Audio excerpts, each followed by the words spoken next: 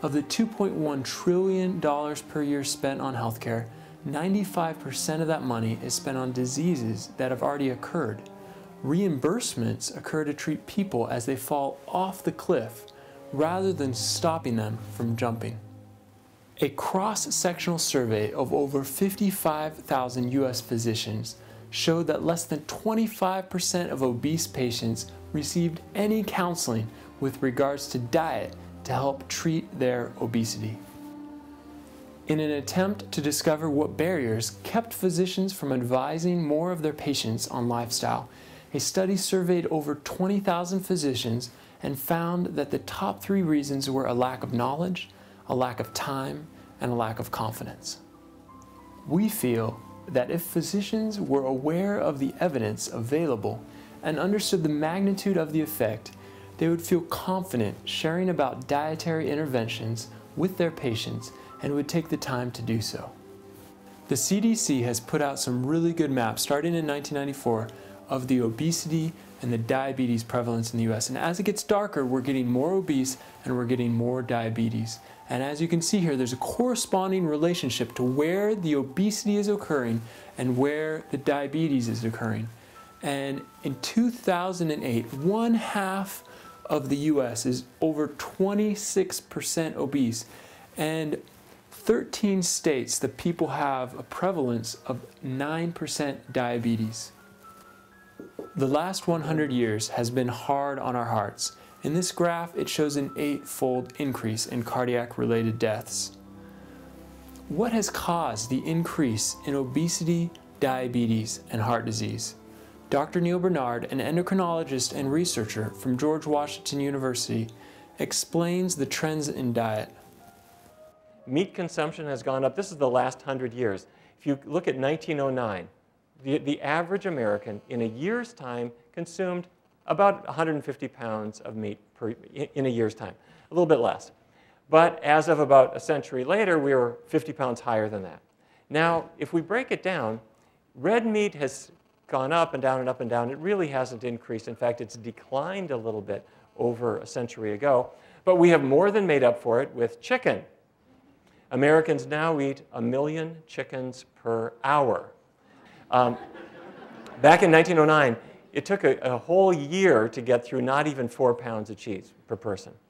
But somewhere right around 1960 or 1970, people figured out how to connect your home telephone to a restaurant with a car outside ready to bring a cheese pizza over to you. And pizza was a vehicle for delivering cheese to your door. And school lunches discovered that if they served a lot of cheese, kids would eat it. And so, actually, as a matter of fact, as of 2009, cheese consumption is about 33 pounds per person per year. If you look at sugar, that blue line in the middle is cane sugar and beet sugar. And you see the trend? It's falling, right? But we're more than making up for it with high fructose corn syrup. That's the green line. And you put it all together, you get that red line at the top. So we're eating about 30 pounds more sugar every person every year than we were before. Compared to 100 years ago, the average American consumes 50 pounds more meat, 30 pounds more cheese, and 30 pounds more sugar per year per person. This leads to obesity. Obesity leads to insulin resistance. Insulin resistance eventually leads to diabetes. Dr. Bernard looks at trends in obesity and diabetes in Japan as they adopted the American diet.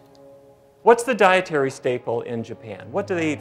Rice, huge amounts of rice. Well, rice is really high in carbohydrate, but if you look at the diabetes prevalence in Japan in adults over the age of 40, prior to 1980, it was 1 to 5%. Pretty rare.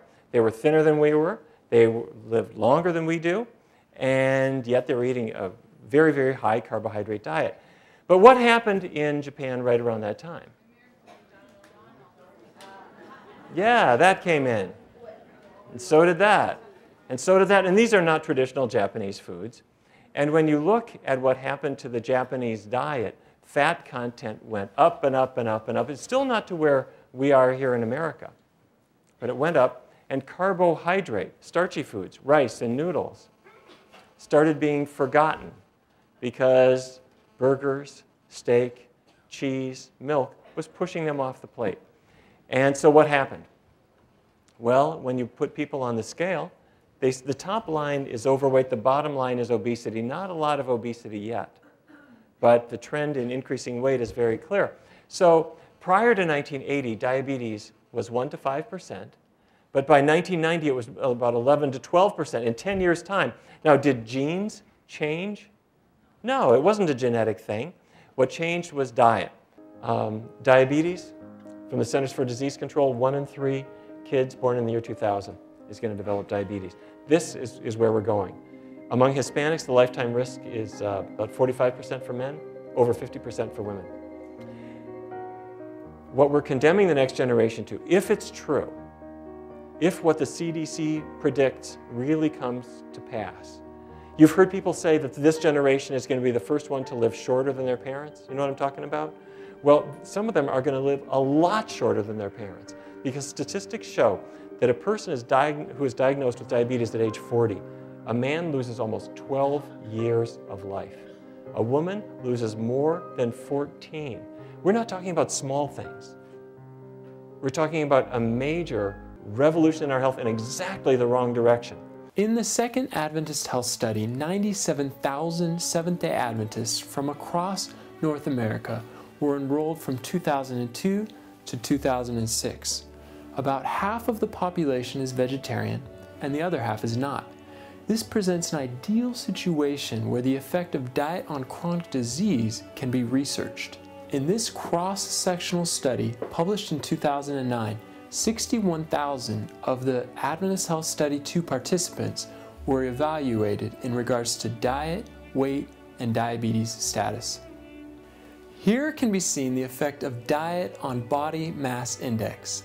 The non-vegetarian BMI average is 28.8, which is near obesity, whereas the vegan is 23.6, which is near the ideal body weight. Here you can see the effect of diet on the prevalence of diabetes.